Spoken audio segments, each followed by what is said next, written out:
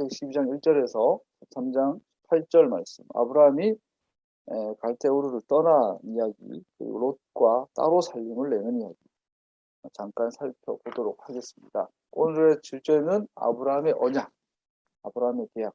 성경 66권 전체의 모든 스토리의 가장 핵심인 개념, 아브라함 언약이라는 걸 잠깐 살펴보도록 하겠습니다. 오늘의 본문의 1년 사이클로 돌아가면 1년 사이클은 매주 토라 포션에 대한 그 고유 이름이 있는데 오늘 본문은 레크라카라는 뜻이에요. 레크라카라는 거, 레크는 가라라는 명령이 되고 레카를 어떻게 해석하냐? 너를 위하여 가라 이렇게 할 수도 있고 너는 너의 길을 걸어라. 자신을 대신해서 걸어라. 너는 너를 위해 걸어가라. 어쨌든 너는 걸어가라. 떠나가라. 너의 길을 가라. 이렇게 의역가지고 할 수 있겠죠. 오늘 보면은 아브라함이 이제 드디어 독립한다 그랬고요. 자기 인생을 시작하는 걸로 볼 수 있겠죠. 그래서 랍비들은 오늘 본문을 가지고 아브라함은 최초의 유대인이라고 보기도 합니다. 바울은 아브라함과 오늘 앞에 부분들은 본문 내용보다 오늘 아브라함 언약의 의미에 대해서 볼 거니까 같이 생각하면서 방향을 봅시다. 바울은 아브라함과 그 후손들과 맺은 언약을 궁극적으로 구원의 약속으로 이해합니다. 그래서 구원받은 모든 사람들은 이 언약의 일원이며 아브라함을 그들의 아버지라고 한다. 자, 여기에 오늘 공부해야 될 핵심이 다 이제 표현되어 있어요. 바울에게 있어서 아브라함 언약은 구원 자체예요. 구원의 약속으로 이해합니다. 그래서 아브라함의 언약, 즉 이 언약을 맺는 것은 곧 구원받은 것. 아브라함의 언약을 맺는 것은 곧 하나님의 자녀가 되는 것이라고 바울은 이해를 해요. 주 예수를 믿으라. 다른 말로 말하면 아브라함의 언약을 체결하라. 누구와? 하나님과. 이거 같은 거예요. 이것을 오늘날 캐리그 말하죠. 복음을 선포하는 캐리그가 선포라는 뜻인데 복음을 선포할 때는 설득하지 않죠. 있는 그대로 그 팩트를 전달하죠. 그 캐리그마의 핵심 내용이 뭐냐? 예수 믿고 구원받는 것인 줄 알아요. 맞는 말인데 그 디테일한 것은 예수 믿고 아브라함의 언약의 일원이 되는 것. 이게 구원의 핵심이에요. 그래서 오늘날 교회에서 예수 믿으세요 그러면은 너무나 모호해요. 교회 다니고 안지하는 사람들이 교회 다니고 우상은 전환하고 11조 헌금 내고 예배드리고 기도하고 찬양하고 이거가 하나님의 자녀가 된 징표라고 하는데 그렇지 않아요. 맞는 말이지만 하나님의 징표가 된 가장 핵심은 내가 아브라함의 계약의 당사자인가? 이거에 대한 인식이에요. 그러면 계약 내용을 알아야 되겠죠. 하나님과 아브라함과 맺은 계약이 뭔데 그 계약의 내용을 그대로 하나님과 나 사이 언약 체결하는 것이 예수 믿는 것, 즉 구원받은 것. 바울은 이렇게 이야기하고 있는 거죠. 그래서 아브라함은 예수 믿는 모든 사람들의 아버지가 로마서 4장 11, 12절 같이 읽어봅시다. 시작. 아브라함이 할례라는 표를 받았는데 그것은 그가 할례를 받지 않은 상태에서 이미 얻은 믿음의 의를 확증하는 것이었습니다. 그래서 그는 할례를 받지 않고도 믿는 모든 사람의 조상이 되었습니다. 이것은 할례를 받지 않은 사람들도 의롭다는 인정을 받게 하려는 것이었습니다. 또 그는 할례를 받은 사람의 조상이 되기도 하였습니다. 다시 말하면 할례만을 받은 것이 아니라 또한 우리 조상 아브라함이 할례를 받지 않은 상태에서 걸어간 믿음의 발자취를 따라가는 사람들의 조상이 되었습니다. 그래서 예수 믿는다라는 것은 아브라함처럼 산다라는 것을 의미해요. 아브라함처럼 산다라는 것은 아브라함의 개인의 인격과 삶을 본받는 게 아니라 아브라함과 하나님께 맺은 그 언약의 내용대로 사는 것이 이제 아브라함의 후손이라는 뜻이고 그 믿음의 발자취라는 뜻이죠. 갈라디아서 3장 29절 같이 읽어보겠습니다. 시작. 여러분이 그리스도에 속한 사람이면 여러분은 아브라함의 후손이요 약속을 따라 정해진 상속자들입니다. 그렇죠? 여러분과 내가 예수 믿는 사람이라면 우리는 아브라함의 후손입니다. 아브라함의 후손이라는 말은 아브라함이 우리 혈통적 아버지라는 얘기가 아니라 아브라함의 믿음을 그대로 믿는 사람이다. 즉, 그 믿음이 뭐냐? 아브라함과 하나님과 맺었던 그 약속, 그 계약을 믿는 자들이다. 이게 바로 예수쟁이, 예수 믿는 자다라는 뜻이죠.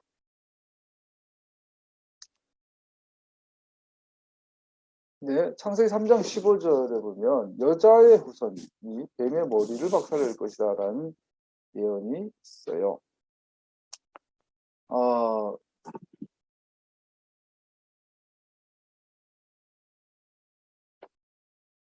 여자의 후손에서 시작된 구속의 약속은 이제 아브라함의 후손의 범위로 좁혀집니다.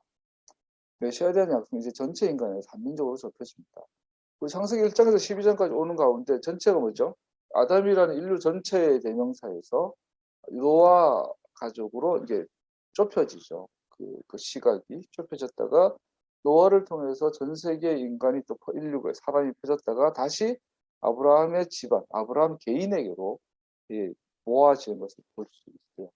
그리고 아브라함의 아브라함 개인으로 모아지고 아브라함의 가족과 아브라함 후손들로 모아지는 것이 뭐냐?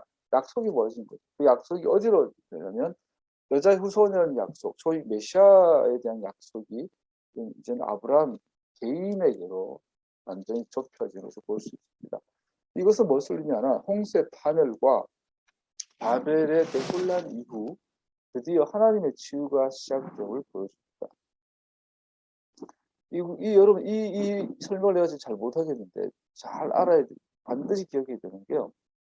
하나님께서는 구원, 메시아라는 보호화를 아브라함에게 심어 놓으신 거예요. 즉 아브라함과 맺은 약속에 넣어 놓은 거예요. 그러니까 우리가 구원받으려면, 즉 하나님을 만나려면 반드시 아브라함에게로 가야 볼 수 있어요. 다른 데 가면 없어요. 그래서 네 안에서, 아브라함아, 네 안에서 땅 위의 모든 민족들이, 땅의 모든 가족들이 복을 받을 것이다. 이것이 한 사람의 원리, 대표성의 원리라고 할 수 있죠. 이 성경에 이런 게 중요한 원리가 됩니다. 그래서 하나님과 아브라함과 맺은 언약의 특징들을 좀 살펴보고자 합니다.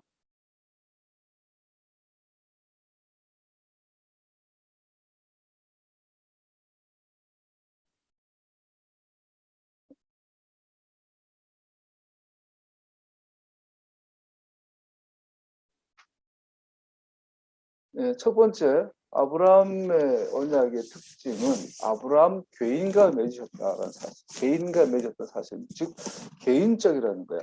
아브라함과 계획을 맺으실 때는 오직 그를 통해서만, 오직 그를 통해서만 그의 나머지 가족과 후손들과 계약을 맺으셨습니다. 이 굉장히 중요하죠. 그래서 하나님의 나라라는 것은 한 명도 예외 없다는 거죠. 우리나라 대한민국에 애국자는 많죠. 다 하나님 사랑한대요. 아니, 나는 대한민국 사랑한대요. 근데 그걸 믿으면 안 되죠. 정말로 대한민국 사랑하는 사람들은 몇 명 안 되죠. 다는 아니죠. 하나의 나라 백성들은 100%예요. 그래서 개인적이고, 로마서 5장에 또 한 사람의 범죄로 많은 사람이 죽었으나 하나님의 은혜와 예수 그리스도의 한 사람의 은혜로 발견하는 선물은 많은 사람에게 돕고 넘쳐나게 되었습니다. 그러니 한 사람의 범죄 행위 때문에 모든 사람이 이제 판결을 받았는데, 이제는 한 사람의 의로운 행위 때문에 모든 사람이 의롭다는 인정을 받아서 생명을 얻게 됐습니다. 한 사람이 순종하지 않음으로 말미암아 많은 사람이 죄인으로 판정을 받았는데, 이제는 한 사람이 순종하로 말미암아 많은 사람이 의인으로 판정을 받을 것입니다. 그래서 아브라함의 언약의 특징은 개인적으로 선택하시고 부르시고 구원하시고 내려주셨습니다. 그것은 모든 사람을 위한 것이다. 오늘날 첫 번째 이 특징은 전 세계에 있는 모든 소위 이 사람들에 대해서 못을 박는 거예요. 예를 들어서 자주 이 비유를 이야기하지만 보걸 김용옥 교수가 아펜젤러가 인천 항해에서 언더드랍 내릴 때 가방 속에 성경책이 있었다. 그런데 물어보자. 하나님이 참 우주를 만드신 하나님이라면 그 하나님이 유대 사막에만 계시냐? 조선에는 안 계셨냐? 그런데 꼭 아펜젤러가 전해주는 성경 속에 기록된 하나님만 하나님이냐? 여기에 하늘, 여기에 바다, 여기에 땅은 누가 만들었냐? 그럼 조선에도 이미 하나님 계시지 않았냐? 이런 그럴듯한 말에 대해서 오늘 아브라함 언약은 내가 조선도 만들고 대한해협도 만들고 제주도 만들고 내가 대만 땅도 만들고 일본 오키나와도 내가 만들었지만 언약은 아브라함과만 맺었어. 이거를 못을 박는 거죠. 그래서 네가 나를 만나려면 아브라함한테 가야 돼. 네가 하나님의 나라 백성이 되려면 아브라함한테 가서 물어봐 라고 대표성이에요. 굉장히 중요하죠. 두 번째, 이 언약은 아브라함의 순종과 충실함에 달려있지 않습니다. 또 중요한 건 이 언약의 특징은 아브라함은 배제돼요. 그걸 일방성이라고 하죠. 아브라함의 실패에도 계약은 유효합니다. 왜냐하면 이 계약은 사람이 아니라 하나님께 달려있기 때문입니다. 땅의 모든 민족들을 축복하시겠다고 하는 약속은 온전히 하나님께 달려있습니다. 그래서 이 아브라함의 언약은 하나님의 절대적 주권적 선택에 기초하고 있죠. 그래서 아브라함의 개인의 순종과 충실함은 이 언약 자체에 영향을 미치지 못해요. 그래서 이것을 우리는 하는 은혜, 절대적인 은혜라고 이해할 수 있겠죠. 그래서 아브라함은 오늘 12장에도 이 위대한 부르심 앞에서 곧바로 마누라 팔아먹는 사건이 나오죠. 이거 자세히 생각하면서 아브라함은 굉장히 20절에 그런 다음에 바로는 그 신하들에게 명하여 아브라함이 모든 재산을 거두어서 그 아내와 함께 나라 밖으로 나가게 하였다. 여보, 당신이 너무 예쁘니까 저 왕이 나를 죽이고 당신을 뺏어갈까 두려우니까 당신 내 마누라로 하지 말고 내 여동생이라고 해라. 실제 사촌의 여동생이니까. 그러면은 저 왕이 나한테 돈도 많이 주고 명예도 주고 차도 사주고 집도 사줄 거야. 나도 안 죽일 거야. 다른 말로 뭐라는 거예요? 나는 돈 좀 벌고 니는 몸 팔아라. 마누라 몸 팔아가 돈 벌겠다는 얘기잖아요. 실제로 그걸로 당해서 아브라함이 돈 많이 받아요. 그런데 놀라운 건 하나님께서 바로를 와서 야, 감히 내가 선택한 아브라함의 마누라를 건들려고 해? 예, 그랬더니 바로가 곧바로 이제 아브라함을 쫓아내죠. 그때 이제 생각을 해보세요. 아브라함이 쫓겨날 때 그 왕한 마누라 팔아가 번 돈을 갖고 나갔을까요? 놔두고 갔을까요? 갖고 갔겠죠. 아브라함 야비함 보이세요? 약삭함, 야비함, 비굴함. 못 넣어도 어떤 이런 놈이다. 그래서 그날 밤 보세요. 탈출해서 그날 밤에 와이프랑 분위기 탁 잡으면서 와인 마시고 맛있는 스테이크 뜯어 먹을 때 이 스테이크는 당신을 팔아서 번 돈으로 산 거야. 이 비싼 와인은 당신의 몸을 팔아서 쓴 돈이야. 그러고 마실 수 있었겠어요? 이 아브라함의 12장 마지막에 나온 이 모습은 어떻게 남자가 이럴 수 있을까? 그거 살아도 등신이다. 이런 남편하고 산데 또 이게 참 그러니까 이게 오늘 우리의 정서긴 하지만 어쨌든 아브라함은 절대로 우상할 수 없게 못을 박죠. 이 계약의 거룩함과 영원함은 절대성은 아브라함이 기인하지 않아 라는 거죠. 물론 실제로 아브라함은 나중에 엄청난 인격의 성장을 보여주긴 합니다. 물론 또 100살 넘어서 또 추태를 부리긴 하지만 세 번째 또 기억할 것, 이 언약의 특징은 제한이 없어요. 다른 말로 말하면 아브라함의 혈통적 후예가 1차 대상이기 때문에 아브라함의 혈통적 후예가 이 땅에 존재하는 한, 즉 유대인이 지구상에 있는 한 이 약속은 유효해요. 그래서 이 아브라함의 언약을 취소시킬 수 있는 가장 확실한 방법은 지구상에 있는 모든 유대인을 죽여서 없애는 거예요. 그러면 하나님의 약속은 헛된 약속이 되어버려요. 그래서 아브라함의 후손이 그런데 아브라함의 혈통적 후예가 이 땅에 있는 한, 지구상에 있는 한 이 약속은 유효하다는 특징을 갖고 있어요. 또 네 번째, 또 굉장히 중요한 내용, 이 계약은 아브라함의 후손을 넘어서 모든 사람, 모든 인류, 모든 사람을 포함합니다. 즉 아브라함의 약속을 준 건 아브라함만을 위해서가 아니라 하나의 대표성의 원리였죠. 모든 사람을 위한 축복은 언제나 그 목록의 마지막을 차지합니다. 그래서 아브라함에게 1대1로 개인적으로 약속을 맺으신 것이 시작이에요. 그래서 그 전체 그림 속 큰 픽처, 큰 빅픽처 안에는 모든 사람이 그 대상이 되는 것을 볼 수 있습니다. 그래서 다른 특징, 다르게 설명을 해보면 아브라함의 계약에 참여하는 민족은 아브라함과 혈통적으로 관련이 있기 때문이 아니라는 것을 알 수 있죠. 하나님께서 모든 사람을 아브라함과 맺은 언약을 통하여 축복하시고자 의도하셨기 때문에 참여하게 됩니다. 즉 아브라함의 혈통적 후예라서 아브라함의 계약의 당사자가 될 수 있지는 않다라는 거죠. 즉 아브라함과 하나님과 맺은 그 계약의 내용을 들어보고 거기에 대해서 동의가 되면 아멘하게 되고 동의가 되고 동의될 뿐 아니라 그 계약이 나의 계약으로 받아들여지면 그 사람은 뭐가 되죠? 아브라함의 후손이 되는 거죠. 이 축복은 일시적인 면과 영원한 면을 동시에 갖고 있습니다. 즉, 이 땅에서 번성하고 이름이 알려지고 명예를 회복하고 이 땅에서 원수로부터 보호받고 이러한 축복들은 아브라함의 언약 가운데 있는 자들에게 주시는 일시적인 축복이 되고요. 동시에 하나님과 참되고 영원한 교제가 허락되어지는데 이것을 영원한 축복, 이 두 가지 면이 아브라함의 언약에는 다 있습니다. 다른 말로 말하면 아브라함의 언약 밖에는 없습니다. 세 번째, 여자의 후손, 여자의 씨라고 되어 있고 아브라함에게도 너의 후손, 너의 씨가 되어 있다. 이 씨, 히브리어 짜라, 또 후손들로 번역된 이 씨는 한 사람, 개인 한 사람뿐 아니라 동시에 집합적인 단수의 의미도 가집니다.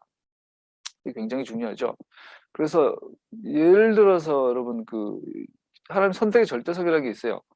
이스라엘이라는 국가 단위 민족으로서 이스라엘을 선택한 것은 영원하고 절대적이에요. 다른 취소가 되지 않아요. 절대적. 아까 아브라함 언약의 첫 번째 특징이 하나님 아브라함 신실하지 못해도 이 계약은 유효하다. 이것은 절대적이에요. 그런 한 개인도 이 하나님의 언약의 부르심 앞에서 선택해야 되는 거죠. 여기에 대해서 믿음을 선택한 자들을 남은 자들이라고 그러고 이 믿음을 선택하지 않은 자들을 뭐랄까 바울의 표현에 의하면 겉으로만 유대인이다. 겉으로만 아브라함의 후손이다. 네가 유전적으로는 아브라함의 혈통이지만 믿음으로 너는 아브라함의 후손이 아니야라고 말하게 되는 거죠. 그 개인의 구원은 절대적이지 않은 것을 알 수 있어요. 절대적. 언제든지 버림받을 수 있고 배신할 수 있고 또 우리가 하나님을 배신할 수 있기 때문에 하나님을 믿는 것이 가능하죠. 우리가 옛날에 휴거란 영화랄까 그런 드라마나 영화를 보면 유엔 사무총장이 적그리스도예요. 근데 얘는 마술사야, 마법사야. 그 사람의 심리를 조정해. 이렇게 가지고. 그 유엔의 대표자들이 전부 다 교회를 핍박하고 적그리스도에 따르도록 심리 조정을 해요. 약에 취한 것처럼 멍하게 막 따라. 이것은 절대 비성경적이죠. 인간의 죄는 선택이에요. 의지적으로 선택하는 거. 그래서 하나님을 배신할 의지가 있는 자만이 하나님을 섬길 수 있는 선택이 가능하죠. 그래서 개개인은 불안하고 위태로운 존재. 하나님의 은혜 가운데, 겸손한 가운데. 그래서 이 선지자들에 의하면 하나님의 은혜 아래 머물러 있는 자들의 특징이 말씀 앞에 떤다, 겸손하다, 하나님을 경외하다, 어린아이 같다. 이렇게 마음이 부드럽다. 이런 표현들 쓰지요. 아브라함의 언약은 모세 언약, 다윗 언약, 새 언약을 제가 힘을 내려고 하는데 오늘 자꾸 힘이 없습니다. 아브라함의 언약은 모세 언약, 다윗 언약, 새 언약을 포함합니다. 서로 강조하며 아브라함 언약에서 이미 나타내신 것을 더욱 나타냅니다. 모세 언약, 소위 시내산 언약은 우리가 알고 있는 토라, 소경을 기록한 시내산 언약은 아브라함의 믿음을 가진 자와 그렇지 않은 자를 확인합니다. 생각해 보세요. 약 3천 몇백 년을 전으로 돌아가요. 우리나라는 고조선이겠죠. 역사가 기억이 안 돼 있는 고조선 시대겠죠.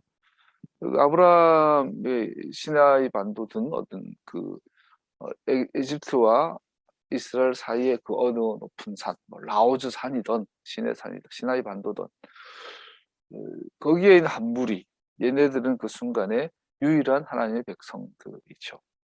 그래서 모세 언약은 하나님의 백성, 아브라함의 자녀들과 아닌 자들을 나누게 되는 가장 큰 울타리가 되어지죠. 두 번째 다윗 언약 언약은 메시아의 궁극적 통치를 약속하고 있는데 아브라함의 언약의 성취가 어떻게 될 것을 보여주는 거죠. 그래서 아브라함의 언약은 궁극적으로 메시아가 오셔서 성취하는데 그 메시아의 왕국, 메시아의 통치가 바로 아브라함의 언약의 실체이다. 보여준 게 다윗 언약이고 그 메시아는 다윗으로 손올 것이다. 그거 나서 궁극적으로 예수님이 그분인 것을 또 증거하는 것이 소위 사도들의 성서죠. 새 언약, 예레미야가 말한 새 언약은 교회에서 말하는 신약이 아니라 한 민족으로서의 이스라엘이 어느 날 그 긴 역사에서 오직 남은 자들만 즐거워했던 소수만 살아남아 있었던 그 계약의 영원한 측면으로 들어갈 것에 대한 선지자적 약속입니다. 이스라엘이 한 민족 단위로, 국가 단위로 그 마음의 신비에 토라가 새겨진 그 아브라함의 언약으로 들어갈 것을 예언한 것이 새 언약이죠. 그것을 새 언약이라고 하죠. 그래서 아브라함의 언약의 기초가 되어져서 신해선 언약도 다윗의 언약도 예레미야가 언급한 새 언약의 개념도 그 안에 서로 강조하고 있는 것을 보십니다. 계시가 계시하는 거죠. 지금까지 주어진 계시가 또 확장이라기보다 더 바른 그 의미의 보게 해줄 수 있는 또 계시로 다양한 측면들을 보여주게 되죠. 에스겔 36장 22절 읽어봅시다. 시작. 그러므로 너는 이스라엘 족속에게 전하여라. 나 주 하나님이 이렇게 말한다. 이스라엘 족속아, 내가 이렇게 하려고 하는 까닭은 너희들을 생각해서가 아니라 너희가 여러 나라에 흩어져서 가는 곳마다 더럽혀 놓은 내 거룩한 이름을 회복시키려 해서다. 아브라함의 언약은 하나님께서 주권적으로 선택하셔서 맺으셨어요. 그래서 이스라엘 백성들이 아브라함처럼 마누라 팔아먹은 아브라함처럼 정말 많이 불순종하고 많이 하나님을 떠나요. 그런데 하나님은 결국은 이스라엘 버리지 않으시고 이스라엘을 돌아오시고 이스라엘 회복시키신다. 왜? 니들이 잘나서가 아니라 내 이름 때문에 내 거룩한 이름을 회복하려고 내가 너희들을 지키고 보호하고 축복하겠다. 왜? 내가 너와 약속했으니까. 36장 32절을 보면 내가 이렇게 하는 것은 너희 때문이 아니라는 것을 너희가 알아야 한다. 이스라엘아, 이렇게 나를 욕되게 하고 내 이름을 땅에 떨어뜨리고 나로 비난받게 만들고 나를 배신한 너희들을 끝끝내 축복하고 끝끝내 시킬 거야. 왜? 내가 이렇게 하는 것은 너희 때문이 아니라 너희가 때문이 아니라는 것을 알아야 한다. 내가 약속했기 때문에 지킨다. 나는 나와 자신과 약속을 했고 지킨다. 내 이름 때문에 이스라엘 족쇄가 너희의 행실을 부끄러워하고 수치스러운 줄 알아라. 그래서 하나님의 나라는 이 땅에 반드시 이루어질 거예요. 왜? 주님께서 약속하셨기 때문에. 그럼 우리는 어떻게 돼요? 성숙한 자들로 그 약속에 성실한 자들로 남도록 몸부림을 쳐야 되겠죠. 자, 에스겔의 그말했던 이 예언, 이스라엘은 반드시 회복된다. 왜? 아브라함과 약속했기 때문에. 그 약속에 신실하셔야 되기 때문에 니들이 불신실해도 나는 약속을 지킬 거야. 그래서 이 본문을 통해서 알 수 있는 앞으로 일어날 세계사적 그 흐름을 볼 수 있어요. 첫 번째, 하나님께서는 이스라엘을 열방 중으로부터 그 땅을 다시 돌아오게 하실 것이다. 여기서 이스라엘은 두 가지 의미를 다 갖고 있어요. 예수 믿는 자들, 동시에 아브라함의 혈통적, 정치적, 사회적, 역사적, 국가적 의미의 유대인 국가, 유대인 나라, 이스라엘 유대인 민족이라고 할 수도 있어요. 그들은 그 땅에 다시 돌아오게 하실 것이다. 그 땅이 어디냐? 좀 더 살펴보기로 하고요. 두 번째, 이스라엘 우상 숭배와 신실하지 못함으로부터 깨끗하게 하실 것이다. 그때는 온 유대인들이 다 깨끗해질 거야. 이게 이제 로마서 5장, 9장, 10장, 11장 잠깐 나눴죠. 유대인들이 그 땅으로 지리적으로 물리적으로 돌아와야 될 뿐 아니라 그들의 마음도 돌아와야 돼요. 이것이 예레미야만 새 언약인데 그 마음을 돌이키는 것이 어떤 방식으로 할 것이냐. 사도 바울은 이방인들의 구원을 통해서 할 거야. 즉 이방인들이 충만한 수가 구원받는 것을 보고 유대인들이 질투할 거야. 그래서 유대인들이 돌아오게 될 거야 라고 말하고 있는 거죠. 근데 그동안 유대인들이 질투할 만한 하나님 이방인들의 구원은 어떤 모습일까요? 유대인들이 가장 질투하는 건 토라가 자기 거고 메시아가 자기 거고 절기가 자기 거라고 생각하고 있죠. 토라를 건들고 메시아를 건들고 절기를 건들고 유대인들은 질투하죠. 그런 교회는 아직 오지 않았죠. 앞으로 오겠죠. 세 번째, 이스라엘에게서 돌 같은 마음을 제거하시고 부드러운 마음을 주실 것이다. 예. 네 번째, 이스라엘 안에 그의 성령을 보내실 것이다. 그래서 그의 모든 명령과 규례로 걷게 하실 것이다. 여섯 번째, 그 땅에서 번성하고 축복하실 거예요. 그 땅에서, 오늘 그 땅. 갈대우를 떠나라. 내가 네게 지시할 땅, 그 땅 어딘지 일단 잠깐 살펴보기라고요. 이스라엘로 회개하게 하실 것이다. 그리고 참된 계획관계가 당신과 그 백성 사이에 존재하게 하실 것이다. 그래서 너는 나의 백성이 될 것이고 나는 너의 하나님이 될 것이다. 여기서 우리는 하나님의 은혜와 주권적 역사하심으로 아브라함과 맺은 언약의 축복이 하나님께서 약속하신 것처럼 이스라엘 백성 위에 실현될 것을 보게 됩니다. 고린도후서 1장 20절 하나님의 모든 약속은 그리스도 안에서 예가 됩니다. 그러므로 그리스도로 말미암아 우리는 아멘하면서 하나님께 영광을 돌리게 될 것입니다. 즉 이스라엘이 이방인들이 메시아 자기들의 메시아인 줄 알았는데 그 메시아가 이방인들의 왕이 되고 그들이 그 메시아의 절기를 지켜 그 메시아의 법을 토라를 지키는 모습을 보면서 이스라엘 백성들이 충격을 받아서 내가 잘못 알았네라고 아브라함의 언약을 다시 회복하게 될 것이라는 걸 보게 되는 거죠. 그러면서 여기까지만 살펴보고 본문으로 한번 들어가 보도록 하겠습니다. 1절에 3절을 읽어보면 너는 네가 살고 있는 땅과 네가 난곳과 네 아버지 집을 떠나서 내가 보여준 땅으로 가거라. 레크라카 너는 떠나거라 되어 있는데 구체적으로 갈대아 우르를 떠나거라 이렇게 되어 있죠. 다른 말로 말하면 갈대 우르로부터 하나님의 부르심이에요. 근데 11장 2절, 15장 7절, 사도행전 2장 7절, 2절, 3절도 같은 갈대 우르에서 떠나는 것을 이야기하고 있는데 이것은 방향으로 의하면 동쪽으로부터 떠나라 해서 에덴 동산에서 동쪽에 있는 것이 갈대 우르예요. 갈대아 우르 동쪽에서 떠나서 다시 에덴이 있는 곳으로 하나님이 약속하신 땅으로 돌아와라 이 말이죠. 사실은 돌아오라 뜻이죠. 그래서 갈대아 우르를 성경에서는 뭐라고 정의하고 있냐면 이사야에게 있어서 갈대아인의 영광은 바벨론 성인데 하나님께서는 이것을 소돔과 고모라와 같이 멸하실 것으로 이사야는 예언합니다. 우리 지난주 방언 바벨 언어를 섞어버린 이야기를 잠깐 했는데요. 그거의 원형인 바벨탑, 세워진 이 바벨이 있는 이곳은 동쪽에 있죠, 동쪽. 재밌죠? 가인도 에덴에서 쫓겨나서 동쪽에 가서 에녹성을 짓고 또 가인의 후예들이 동쪽 위주로 번성하고 노아 홍수가 일어났던 그것도 동쪽이었고 그것은 나중에 갈대 우루로 이해가 되고요. 동쪽을 우리가 알다시피 케뎀이라는 단어, 케뎀, 동쪽에. 그래서 우리 동쪽을 방위적인 의미로 생각하지만 사실 시간적 의미가 더 크죠. 이 시간은 우리가 알고 있는 이 다니로스의 시간, 소위 크로노스 이런 것이 아니라 어떤 세상이 있기 전에 있었던 어떤 고유의 시간, 하나님의 시간이라고 볼 수 있죠. 그 케뎀, 고대의 옛날에 이렇게 번역이 되었죠.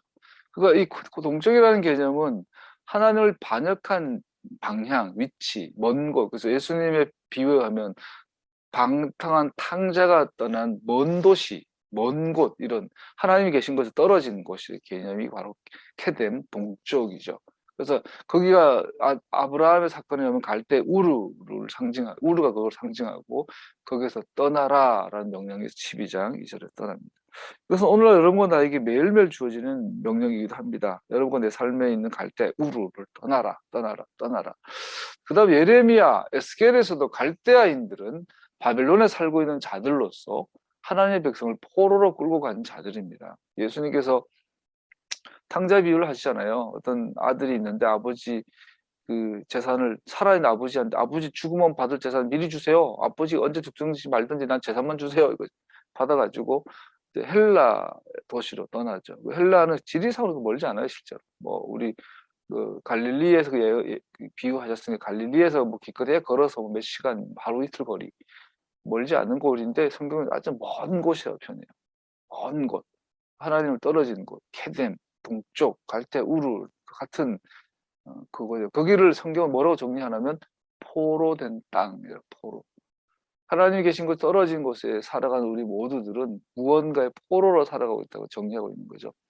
돈의 노예, 명예의 노예. 우리 정치인들을 보면 섬찟한 게 이 사람들은 지난주에 이준석 대표가 제주도에서 온갖 쇼를 하더니 그저께 울산에서 또 폭탄 좀 마시고 김종인 추노 할배랑 윤석열 씨랑 그랑 또막 그걸 벌거져 와 우리가 하나입니다 원팀입니다 이러고 있는 거 보면 섬찟하죠. 정치인들의 그런 위선적인 모습들 보면 섬찟하죠. 섬찟. 떠나지 못하는 거죠. 갈 때 우리 머물러 있는 삶. 우리 속에도 그런 요소들이 있고 많죠. 하나님과 있는 것보다 친구랑 죄 지는 게 더 좋고 그렇죠. 인간의 죄성이라죠. 그거를 여기를 아브라함은 떠나라. 아브라함의 부르심은 바벨론의 흩어짐과 연결시키므로 아브라함의 믿음 속에서 약속의 땅으로 귀환을 기다리고 있는 미래의 모든 유배자들에 대한 대표로 제시됩니다. 그래서 아브라함아 내가 보여준 땅으로 가거라 레크레카. 그래서 오늘 여러분과 나를 향하여 계속 부르시는 거죠. 떠나라 떠나라. 근데 우리는 반대로 가려고 하죠. 내가 그 대표적인 13절 롯이에요. 롯은 자기가 보기에 좋은 땅으로 가서 저 땅이 하나님의 땅이야. 저 땅이 에덴이야. 저 땅이 낙원이야. 하나님이 아니야 여기로 가야 돼. 거기를 떠나 이쪽으로 가야 돼. 우리는 자꾸 동쪽으로 가려고 하죠. 하나님께서는 약속의 땅, 그 땅, 토부한 땅으로 돌아오라고 말씀해요. 이 두 싸움이 우리의 인생인 것이에요. 사실은. 이 부분을 그 석가 시타르타가 착각해가지고 인간은 고해의 바다다. 그래서 자꾸 동쪽으로 가려고 하는 그 심리를 잘 묘사해 놓은 게 이제 시타르타 같은 사람들이죠. 그런데 성경은 이미 답을 알고 있어요. 야, 거기 아니야. 이리 와. 여기 와. 여기 있어. 여기 네가 원하던 게 여기 있어. 근데 우리는 자꾸 엉뚱한 데 찾고 다니는 것을 보게 되죠. 6절에서 9절로 빨리빨리 진행합니다. 6절에서 9절로 넘어가면 아브라함이 가나안의 입성 경로가 나와요. 첫 번째 세겜 6절, 8절에 베델과 아이 사이의 땅, 마지막으로 9번째 네겝. 배터리가 다 돼서 잠깐만요.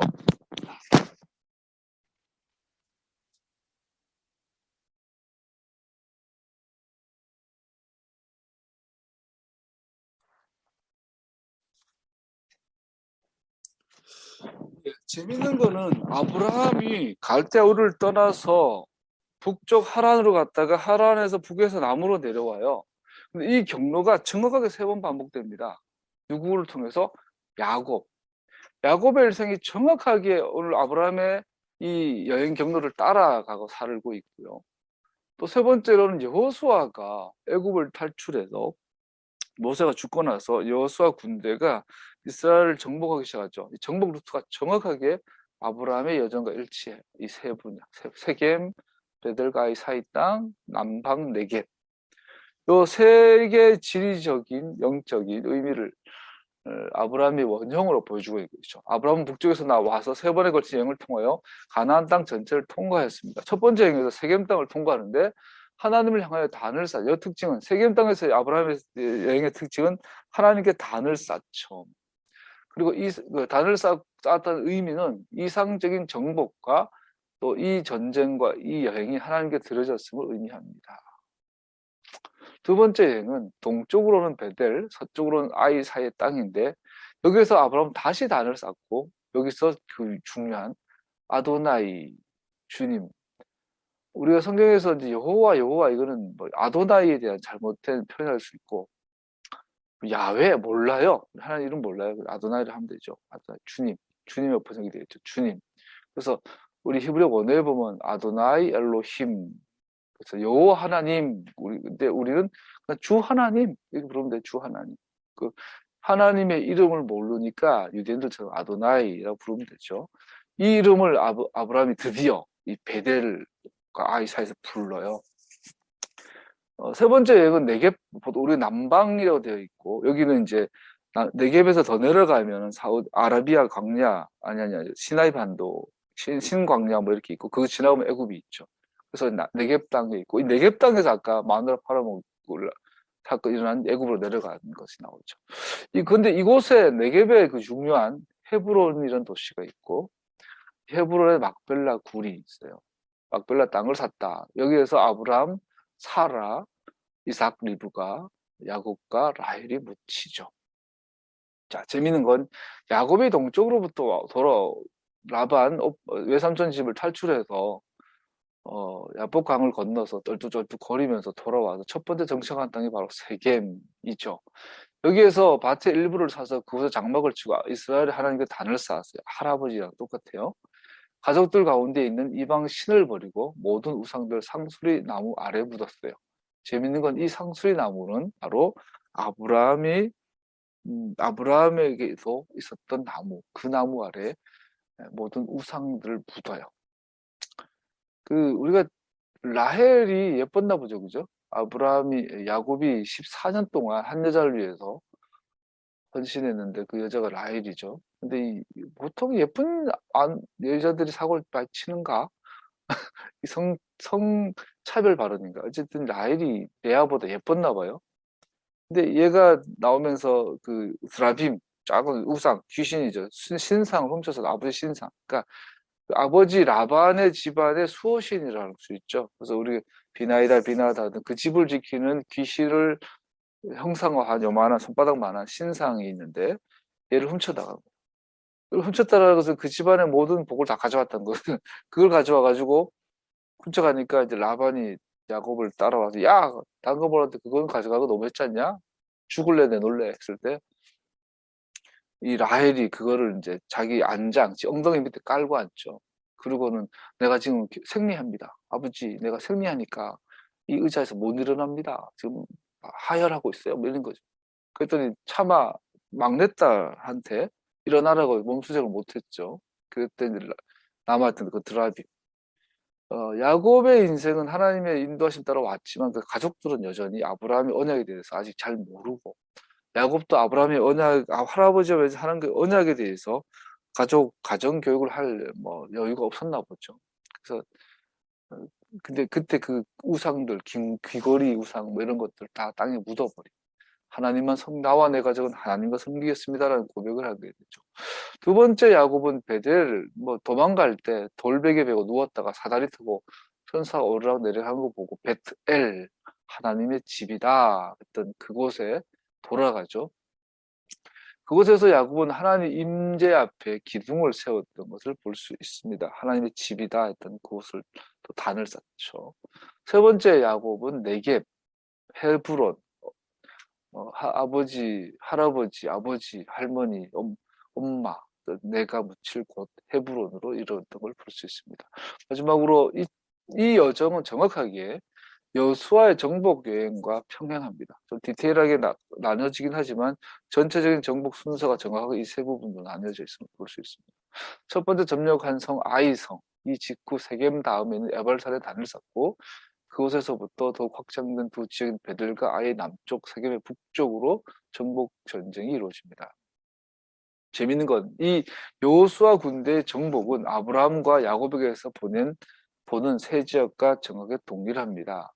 이것은 땅의 정복이 이미 조상들의 시대에 그들이 단을 쌓고 땅을 구입하는 것에 의해서 제시된 것처럼 상징적인 방법으로 성취되었음을 보여줍니다. 그것은 조상들의 행위 안에는 하나님께서 처음부터 돌보셨으며 나중에 그 조상들의 자손의 시대에 있어서도 하나님께서는 신실하게 남아 계실 것임을 믿을 수 있는 근거가 놓여 있음을 보여줍니다.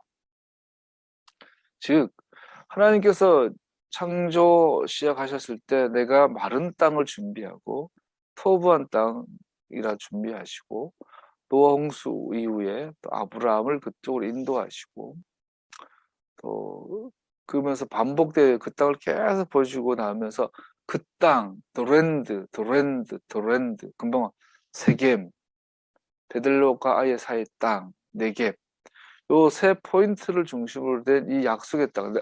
우리 13장, 14장으로 넘어가면 내가 동서남북 사방을 쳐다보아라 아브라함아. 저 보이는 모든 땅을 너에게 줄 거야. 하늘 쳐다봐봐. 하늘에 별이 보이지? 저 많은 별들의 만큼 네 자녀들의 숫자가 늘어날 거야. 그 자녀들이 이 땅으로 돌아오게 할 거야. 이 땅에서 나의 메시아가 전 세계를 다스리게 될 거야.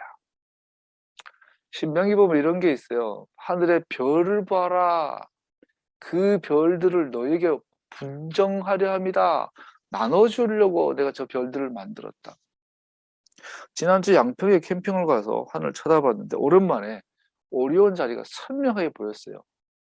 저는 중학교, 고등학교 때 시골 교회를 다니면서 저녁마다 교회를 가서 놀았는데 그 짧은 그 길에서도 항상 보이던 게 오리온 성단이었어요. 그래서 지금도 오리온을 보면 항상 그 중학교, 고등학교 시절에 그 교회에 가던 길이 지금도 연상이 되고 거기서 왼쪽으로 좀만 틀면 카시오페아가 보이고 좀만 내려가 북구칠성이 보이겠던 그 어릴 때 그 기억들. 지금도 그 오리온만 보면 오리온 자리 보면 근데 그 나중에 알게 됐어요. 그게 잠언에 오리온 자리가 기록되어 있더라고요. 잠언서에. 오리온 자리 기록되어 있고 오리온 자리면 중간에 별 3개가 크게 박혀 있어요. 이게 그 거인의 허리띠죠. 그게. 이게 그 삼태성이라고 삼성이라고 삼태성. 근데 그 별 3개인 줄 알았어요. 근데 잠언에 욥기에 보면 욥기 맞죠? 욥기에 보면 그 별 3개가 삼태성이 별 3개가 아니라 수없는 별들이라고 복수로 되어 있어요. 무수한 별들. 그래서 오늘날 최근에 전문 연구에 가면 이제 팩트죠. 그 삼태성의 별이 3개가 아니라 헤아릴 수 없는 수천만 개, 수억 개의 별이라고 이게 한 성단에서 하나의 성단이 3개가 있는. 와우. 와, 3,000년, 4,000년 전에 기록된 성경이 어떻게 오리온 자리에 삼태성의 별들이 수천만 개의 별인 걸 알 수 있었을까? 그 신명기 하면 하늘의 별을 봐봐라. 저 많은 별들이 재밌잖아요. 지구 평평설이 불과 몇백 년 전까지 지구를 평평했죠. 지구가 둥글다라는 거. 이 둥글다는 것이 우주라는 허공에 매달려 있다는 개념. 이거 지구가 얼스가 둥글다라는 거. 이 둥근 땅덩어리가 허공에 매달려 있다는 거죠. 우주에 매달려 있잖아요. 허공에 둥둥 떠 있잖아요. 떠 있다는 거. 그리고 삼태성이 수천만 개의 별로 성단으로 구성되어 있다는 이런 이게 수천 년의 기록 성경에 이미 나와 있어요. 최근 천문학자들이 발견한 과학적 사실이. 그래서 위대한 과학책이에요. 이 토라는 어떤 의미에서는 물론 예언서지만. 그래서 어, 아브라함 하늘 별을 봐봐라. 그 재밌잖아요. 네가 본 별들 저거 없는 별이야. 별이 빛의 속도 다르고 때 이미 몇 년, 몇백 년, 몇 광년, 몇백 광년 전에 이미 그 빛이 사라졌을 수도 있잖아요. 견우가 여자가 만나고 싶어서 우주를 쳐다봤더니 몇백 강년 떨어진 곳에 직녀성이 보여. 거기 예쁜 아가씨가 있기를 만나러 갔더니 빛의 속도 달려갔더니 이미 할머니가 돼 있더래. 뭐만 하면 수준 높은 건데. 자, 아브라함은 하늘의 별들처럼 네 자손이 많게 해줄 건데 그 별처럼 많은 하늘의 자손들이 이 땅, 더랜드에 돌아오게 할 거야. 이 엄청난 부르심에서 이런 거 저는 있고요. 이 아브라함과 맺으셨던 하늘의 별을 보고 맺으셨던 그 약속의 개인적인 지극히 개인적인 그 계약 당사자가 여러분들이라는 거예요. 나라는 거예요. 예수님 덕분에 우리는 이 계약의 당사자, 계약의 멤버가 되었어요. 이것이 여러분 나의 신분, 아이덴티티고요. 그렇기 때문에 우리는 아브라함처럼 매일 떠나는 삶, 그래서 그 땅으로 돌아가는 삶을 살아가는 여정 가운데 있습니다.